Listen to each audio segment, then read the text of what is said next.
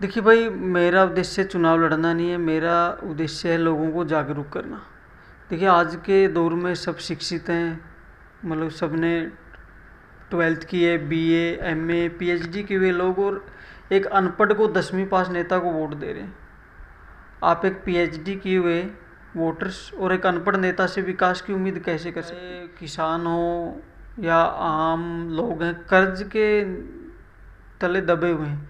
जब बड़े बड़े पूंजीपतियों के, राजघरानों के कर्ज माफ़ हो सकते हैं, तो भाई हमारे क्यों नहीं सकते? किसान का कितना कर्ज होगा? 2 लाख, 4 लाख, 5 लाख, इससे ज़्यादा तो है नहीं। बहुत से पूंजीपति हज़ारों करोड़ रुपए लेके भाग गए। किसान तो भागा नहीं है, यहीं पे है। और जिस किसान को भाई समय नहीं होता था, अपने परिवार के लिए भी टाइम नहीं होता था, और उसको 1 वर्ष तक सड़कों में बैठना पड़ा, तो उसकी कुछ तो मजबूरी रही। बड़ी समस्या तो भाई देखा जाए तो शिक्षा है, स्वास्थ्य है, बिजली है, पानी है, मूलभूत सुविधा है। शिक्षा की बात कहाँ है? शिक्षा भाई, स्कूलों में मास्टर नहीं है, बिल्डिंग नहीं है, कोई ढंग का कॉलेज नहीं है। मतलब आप वही पढ़ाते आ रहे हैं जो वर्षों से पढ़ रहे हैं। आप उनको तकनीकी शिक्षा दीजिए, बिजनेस की शिक्षा दीजिए भाई, व्यवसाय कम से कम।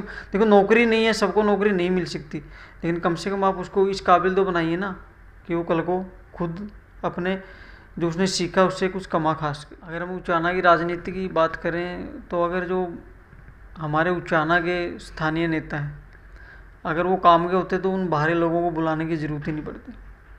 अब चौधरी वीरेंद्र सिंह बोलते हैं कि मैंने बांगर की राजनीति की है। हम तब मानते जब 2019 का चुनाव था, किसी बांगर के बेटे को, आम बेटे को, गरीब परिवार के बेटे को वो सांसद की टिकट देते और उसको संसद में भेज देते, तब मानते कि उसको बांगर की चिंता।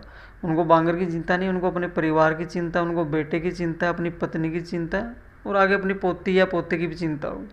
ठीक है ना? बांगर की चिंता नहीं है उनको, अपने परिवार की चिंता है। A to Z किसान क्रांति चैनल देखने वाले सारे साथियों ने राजे छात्री राम राम। साथियों, फिलहाल मौजूद हम यहाँ अपने गांव में छात्र में, और आपने पता भाई लोकसभा चुनाव जोर शोर से चला हुआ है पूरे देश के अंदर। मतलब हर आदमी हर समय न्यूज़ ला रहा देखने भाई कैसा माहौल है, कौन जीतेगा, कौन आ रहा। एक नॉर्मल परिवार, आम परिवार से भाई है नीरज छात्र, जिन्होंने मतलब लोकसभा चुनाव में अपना कदम रखा है। क्यों उन्हें फार्म भरा है, के कारण रहा है? क्योंकि इतना बड़ा चुनाव है ये लोकसभा का भाई, इतना बड़ा चुनाव में एंट्री करना एक नॉर्मल परिवार का, जिसका इतना बाहरी तरह लिंक भी नहीं होगा शायद, और इतने बड़े बड़े दिग्गज नेताओं के साथ टक्कर लेना, क्या कारण है, के कुछ मामला है, पूरी जानकारी आपने देंगे। और जुड़े रहियो। इस भाई ने ठान लिया है भाई हमने समाज का सेवा करनी है, समाज का भला करना है। जो जो राजनीतिक लोग वादे कराए हैं, क्या कुछ मामला है, पूरी जानकारी देंगे। राम राम भाई साहब। नमस्कार, मैं राजेश, और आपको और आपके चैनल को देखने वाले सभी साथियों को नीरज छात्र की तरफ से सभी को नमस्कार। नीरज भाई, देखा जाए मतलब बहुत बड़े बड़े दिग्गज नेता इस लोकसभा चुनाव में उतरे हुए हैं, लेकिन आपका मन कैसे बना, क्यों मतलब राजनीतिक में कदम रखे आपने? देखिए राजेश भाई, 2013 से मैंने एक चुनावी रणनीतिकार के तौर पे काम करना शुरू किया था। देश के अनेक राज्यों में मैं घुमा फिरा हूँ, तो उस टाइम देखा कि कुछ समस्याएं वर्षों से चली आ रही हैं, जो होंगी त्यों। 2013 के बाद आज 24 आ चुका है, लगभग 10-11 साल बीत चुके हैं। इस दौरान भी मैं बीच में इलेक्शन के दौरान कई स्टेटों में घुमा हूँ, तो देखा कि वही समस्याएं जो होंगी तो हैं, और अगर कुछ बदला है तो बस नेता बदलें, एक बार वो एक बार वो। तो फिर हमने सोचा भी क्यों ना एक बार हम भी चुनाव लड़के देख लें, कोशिश करें। अगर लगता है कि भी हाँ सही में कुछ कर सकते हैं, तो इसलिए हमने चुनाव लड़ने का निर्णय लिया। भाई नीरज, देखा जाए मतलब लोग कह रहे हैं पुराने तो आप तंग हो लिया, बार बार यही नेता हुए, कभी हुआ है कभी हुआ है। भाई नया आना चाहिए, को नॉर्मल परिवार का आना चाहिए, गरीब परिवार का आना चाहिए, जिसने मतलब जनता का दुख का दर्द का बेरा हो, वह किसान का दर्द का, मजदूर का दर्द का बेरा हो। तो आप उन परिस्थितियाँ निकले हो, तो मतलब आपने लगा हुआ जनता साथ देगी? देखिए भाई, मेरा उद्देश्य चुनाव लड़ना नहीं है। मेरा उद्देश्य है लोगों को जागरूक करना। देखिए, आज के दौर में सब शिक्षित हैं, मतलब सब ने 12th की है, बीए, एमए, पीएचडी किए हुए लोग, और एक अनपढ़ को 10वीं पास नेता को वोट दे रहे हैं। आप एक पीएचडी किए हुए वोटर्स और एक अनपढ़ नेता से विकास की उम्मीद कैसे कर सकते? मेरा उद्देश्य खाली लोगों को जागरूक करना है। मुझे इतना ही पता है कि भाई मैं चुनाव लड़ रहा हूँ, मैं बिल्कुल फाइट में भी नहीं हूँ, मेरी पहली शुरुआत है। लेकिन मेरा ये कि भी लोग जागरूक हों, और मतलब जो हिम्मत मैंने की है, मैं एक आम परिवार से हूँ, मेरा कितना बड़ा कोई ज़्यादा राजनीतिक बैकग्राउंड भी नहीं है, ना ही कि भी मैं किसी पूंजीपति परिवार से हूँ। लेकिन मैं चाहता हूँ कि भाई कल को मेरे को देख के बहुत से युवा साथी हैं, आम परिवार से हैं, उनकी इच्छा है राजनीति मानेंगे, लेकिन वो हिम्मत नहीं कर पाते कि इन धुरंधरों के सामने, इन पूंजीपतियों के सामने वो कैसे लड़ेंगे। तो कम से कम मुझे देख के वो उनमें एक हिम्मत तो आएगी कि भाई जब नीरज लोकसभा चुनाव का नामांकन भर सकता है वो दिग्गजों के सामने, तो मैं उम्मीद करता हूँ अगर वो विधानसभा नहीं तो जिला परिषद, ब्लॉक समिति या सरपंच तक का भी चुनाव लड़ लें, एक माइक्रो लेवल की भी वो तैयारी कर लें, अगर निचले स्तर पे देश में सुधार आ गया तो ऊपरले स्तर पे अपने आप आ जाएगा। तो इसी उद्देश्य को लेकर मैंने नामांकन भरा है।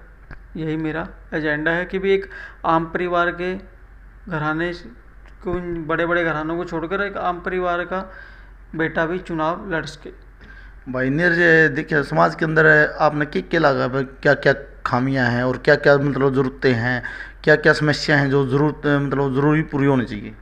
देखिए तो मैं हमने आपका एक मतलब जो आपने सोशल मीडिया पोस्ट डाल रही थी उसके अंदर वो घोषणा पत्र भी मतलब देखा है। देखिए हमने वो घोषणा पत्र भी डाला है, उसमें जैसे भाई बहुत से बेकसूर जेल में हैं, चाहे वो चलो वो किसी से जुड़े हैं, चाहे वो किसी मतलब चाहे किसान आंदोलन रहा हो या हरियाणा में पहले जाट आरक्षण भी रहा है, 3 बार मतलब हरियाणा जलाया गया है, उसमें चलो दोषी भी हैं, कुछ निर्दोष भी जेल में गए, तो उनका कोई कसूर नहीं है। हमने वो एजेंडा भी हमारे घोषणा पत्र में रखा है भी जो भी निर्दोष जेल में है, उसने अपने जो जीवन का एक हिस्सा है वो जेल में बिताया है, तो उसको उसकी भरपाई के लिए मुआवजा मिलना चाहिए, क्योंकि उस स्थिति में उसका परिवार भी किसी न किसी मतलब आर्थिक तौर पे, मानसिक तौर पे वो तंग रहा है। तो हमारा ये भी एजेंडा रहा। लेकिन देखो वो हमारी पार्टी का, हमारी भारतीय आशा पार्टी है जिसके सुप्रीमो विशेष बामल जी, वो पार्टी स्तर का एजेंडा। लेकिन मैंने जब मैं हिसार लोकसभा में घूमता था तो मैंने देखा जैसे वो एयरपोर्ट है, वहाँ कितने साल से लोग बैठे हुए हैं एक रास्ते के लिए।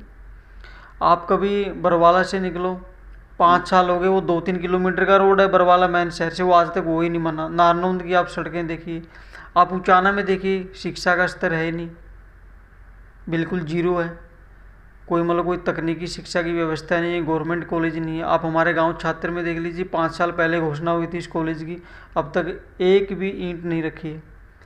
तो मतलब ये जितनी भी आज तक सरकारें आई हैं सबका यही रहा कि भाई ये लोग ना आगे बढ़ें, ये अनपढ़ रहें, क्योंकि अगर ये पढ़ेंगे लिखेंगे तो ये अपनी आवाज़ उठाएंगे तो भाई सरकार को उनके बारे में सोचना ही पड़ेगा। सरकार आज तक जितनी भी सरकारें आई हैं भाई देखिए, चुनाव हमेशा पार्टियां जीतती आई हैं लेकिन ये देश हमेशा हारता है।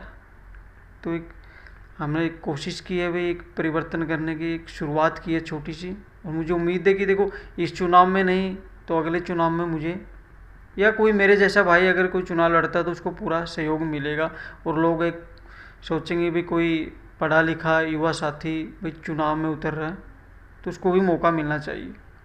तो भाई मानना आपका ये है कि मतलब जो परिवारवाद चल रहा है राजनीतिक के अंदर, वह एक ही परिवार के कभी वो आ जाए कभी वो आ जाए, मतलब वो नहीं होना चाहिए, मतलब पढ़ा लिखा बालक आगे आना चाहिए समाज में।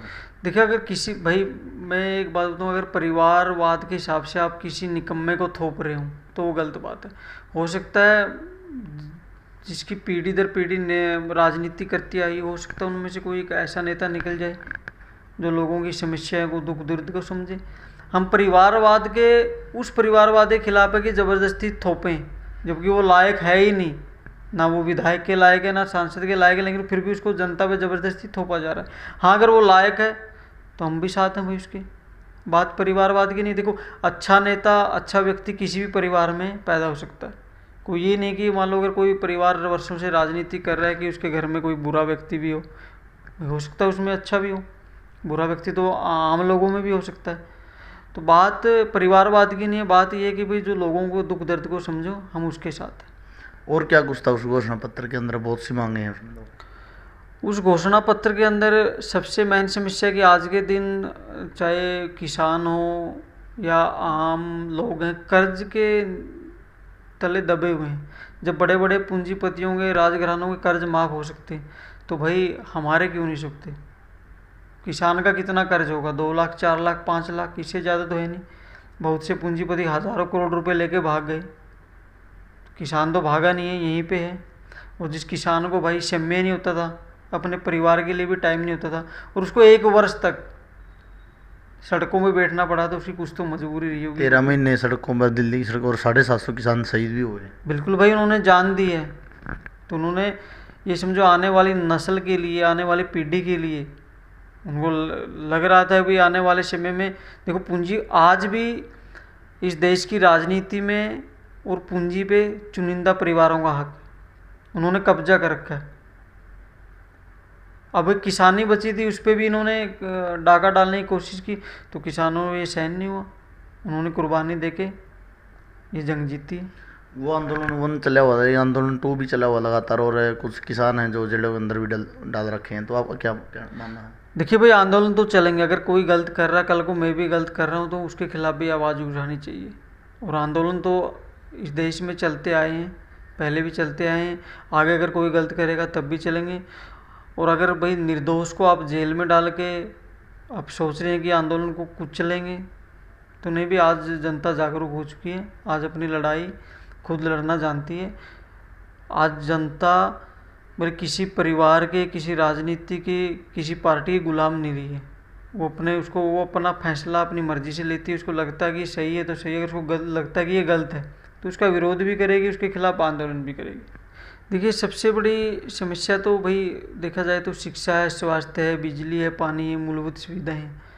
आप अपने गांव छात्र से लगा लो, जितने मेन रास्ते हैं आप उनमें से पैदल छोड़ो, गाड़ी से भी नहीं जा सकते, आपकी गाड़ी वहीं फंस जाएगी।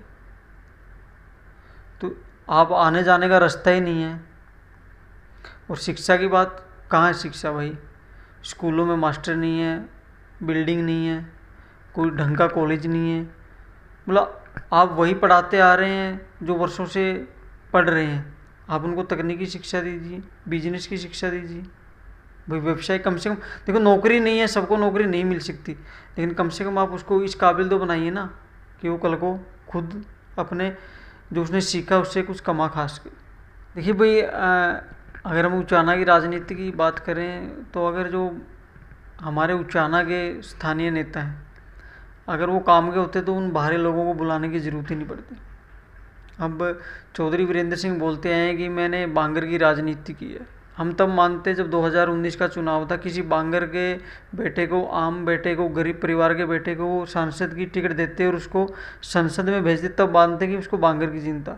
उनको बांगर की चिंता नहीं, उनको अपने परिवार की चिंता, उनको बेटे की चिंता है, अपनी पत्नी की चिंता है, और आगे अपनी पोती या पोते की भी चिंता होगी, ठीक है ना। बांगर की चिंता नहीं है, उनको अपने परिवार की चिंता है, और वो हमेशा ही सत्ता में रहा है। चलो ठीक है, दल बदल लगा रहता है भाई, चुनाव के समय में पार्टियां लोग बदलते हैं, लेकिन कम से आप हमेशा सत्ता में रहे हैं, तो आपने उस सत्ता का खुद सुख भोगा है, जनता के लिए आपने कुछ नहीं किया। अगर उन्होंने किया होता तो बाहरी लोगों को यहाँ आने की ज़रूरत ही नहीं पड़ती। उन्होंने लगा कि ये कमज़ोर आदमी है, इसने इन लोगों का शोषण किया है, तो वो फ़ायदा उठाने यहाँ आ गए, और वो फ़ायदा उठा के अपना निकल लिए। राजनीति का मतलब क्या है? देखिए, राजनीति का मतलब होना चाहिए भाई जनता की सेवा करना, ना कि जनता के वोट लेके आप दिल्ली बैठ जाओ, चंडीगढ़ बैठ जाओ, और फिर जनता वहाँ पे धक्के खा रही है, आप उनकी आवाज़ नहीं सुन रहे हो, आप वोट लेके अपने स्वार्थ के लिए किसी भी दल से समझौता कर रहे हो। तो राजनीति मानते हैं, देखो, लोगों की सेवा करना, लेकिन यहाँ वर्तमान में राजनीति जनता की सेवा करना नहीं, मतलब जनता का इस्तेमाल करना हो गया। मुझे भाई, अगर देखो लोग जागरूक हो जाएं, अच्छे लोग राजनीति में आ जाएं, विकास हो जाए, लोगों की मूलभूत सुविधाएं मिल जाएं, तो मैं मानता हूँ मुझे चुनाव लड़ने की ज़रूरत ही नहीं है। अगर पिछले वाले अच्छे होते तो मुझे क्या ज़रूरत थी भाई चुनाव लड़ने की। तो मुझे लगा कि ये लोग हमारा इस्तेमाल कर रहे हैं, आज उचाना की जनता को एक नए विकल्प की ज़रूरत है, तो इसलिए मैंने एक कोशिश की है, और मुझे उम्मीद है कि लोग मेरा साथ देंगे। नीरज जी, आपका जो निशान है वो क्या है? हमारा चुनाव निशान ऑटो का मिला है, ऑटो रिक्शा का, और मैं सभी हिसार लोकसभा से और ख़ासकर मेरी उचाना विधानसभा के साथियों से अपील करूंगा कि ज़्यादा से ज़्यादा तन मन धन से मेरा सहयोग करें। मैं कोई राजनीतिक परिवार से नहीं हूँ, ना ही मेरा भाई इतना कि मैं एक बड़ा रोड शो निकालूँ या रैली निकालूँ। मैं एक अपील कर सकता हूँ, और मैं आप लोगों से एक अपील कर रहा हूँ कि भाई मुझे देखो, मेरा इतना मतलब मैं इतना मजबूत नहीं हूँ आर्थिक तौर पे कि मैं रैलियाँ निकालूँ, भीड़ इकट्ठी करूँ, नहीं, और मुझे ज़रूरत भी नहीं भाई। आप मुझे सिर्फ एक सोशल मीडिया के माध्यम से ये अपील कर सकता हूँ कि आप मुझे सहयोग करें। आपने कहा कि भाई मेरा इतना जुगाड़ नहीं है कि राजनीति मैं रैलियाँ निकालूं, खर्चे लगाऊं, लेकिन आपका जुगाड़ नहीं है। लेकिन ये राजनीतिक लोग हैं, पता नहीं कितने कितने लाखों करोड़ों रुपए चुनाव में खर्च करते, इनके पास पैसा कहाँ से आता है? देखो ये तो इन्वेस्टमेंट है, ये तो व्यापारी लोग हैं, और व्यापारी का काम होता है 100 रुपये इन्वेस्टमेंट करके उसमें से ज़्यादा नहीं तो 150 रुपये प्रॉफिट निकालना। तो हम इन्वेस्टमेंट नहीं कर रहे भाई, हम तो खाली आप लोगों से सिर्फ वोट चाहिए, नोट नहीं चाहिए, ठीक है। और नहीं भी हम देखो आज के दिन क्या होता है, भीड़ इकट्ठी कर लेते हैं तो उसमें भाई गाड़ियाँ भेज देते हैं, शराब भी बांट देते हैं। तो आप उस टाइम तो एक गाड़ी या शराब के लालच में या जो भी भावना में बहकर आप उसके पीछे लग जाते हैं। बाद में फिर वो चंडीगढ़ दिल्ली जब बैठते हैं तो फिर बोलते हैं कि भाई मतलब आ जाते हैं यहाँ पे। तो अपना तो ये कि भाई हम यहीं रहेंगे, आप सहयोग कीजिए। चुनाव के समय हर राजनीतिक पार्टियां बड़े बड़े वादे कर रहे हैं, मैं जनता से मिला है, मतलब ऐसा प्यार प्रेम दिखावा है, मैं आपका बच्चा हूँ, आपका हूँ, परिवार से हूँ, ये हूँ, मतलब ऐसी तरह तरह की बातें आती हैं। लेकिन वही लोग जब उस व्यक्ति का वोट डल जाता है उसके बाद उनके चेहरे बदल जाते हैं, जब उन्हें चंडीगढ़ या दिल्ली में बैठा दिया जाता है जनता। देखिए कहीं ना कहीं ये हमारी कमी है भैया। हम मतलब देश को आज़ाद हुए इतने साल हो गए और हम जागरूक नहीं हुए। मैं आप अपने हरियाणा से लगाइए, आपने कभी चंडीगढ़ में, गुड़गांव में, फरीदाबाद में कभी रैली होती दिखी है? उसकी वजह क्या? वो बड़ी बड़ी फैक्ट्रियां हैं, इंडस्ट्रियां, लोग वहाँ सुबह काम पे निकल जाते हैं, शाम को आ जाते हैं। वहाँ रैली में जाएगा कौन? अब अगर जींद के अंदर कोई बड़ा कारखाना, कोई औद्योगिक कारखाना या कोई फैक्ट्री लगा दी जाए तो लोग काम पे जाएंगे, फिर रैली में कौन जाएगा? तो इन नेताओं ने एक एजेंडा बना रखा है, एक सोच बना रखी है कि इस एरिए को ना रोज़गार मिलना चाहिए, ना इनको मूलभूत सुविधा मिलनी चाहिए। अगर इनको मिल गई तो इनकी रैलियों में कौन जाएगा? भीड़ इकट्ठी कहाँ से करेंगे? और हमें यही व्यवस्था बदलनी है भाई। और आने वाला टाइम तो डिजिटल ज़माना है, डिजिटल तरीके से रैलियाँ हो रही हैं, सोशल मीडिया से लोग अपील कर रहे हैं। तो हम भी ये चाहेंगे भी हम सोशल मीडिया के ज़रिए अपील करें, बिना खर्चे के चुनाव लड़ेंगे। और बिना खर्चे के चुनाव लड़ेंगे तो भाई हमारा भी कोई लालच नहीं रहेगा। और कल को हम भैया 10-20 लाख खर्च करेंगे तो मेरे मन में भी आएगा भी 20 लाख लगे, कम से कम इनका 30 तो कर रहे। तो हमने यही व्यवस्था बदलनी है। तो जो आप बात कर रहे हैं 20 खर्च करा तो 30 कमा हुआ, तो इसके मतलब है और राजनेता लोग हैं जो वो पैसे कमाने के लिए राजनीति में आते हैं। हाँ, तो आप सबकी संपत्ति देख लीजिए। आप किसी की हर 5 साल बाद जब चुनाव होते हैं सबकी संपत्ति बढ़ जाती है। और एक किसान की आप देख लीजिए, उसकी संपत्ति हमने तो कभी सुनी नहीं कि भी पिछले साल इतनी थी तो इस साल इतनी होगी। वो हमेशा ही घाटे में रहेगा, उसका कर्ज बढ़ा है हमेशा। नेताओं की आमदनी बढ़ी है और आम जनता का कर्ज बढ़ा है, आमदनी तो बढ़ी ही नहीं।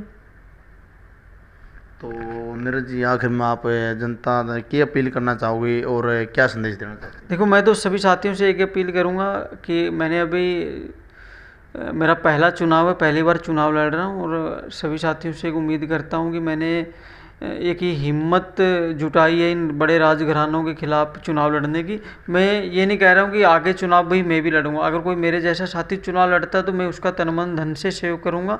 और इस चुनाव में आप मेरा तन मन से सहयोग कीजिए, धन की मुझे ज़रूरत नहीं है।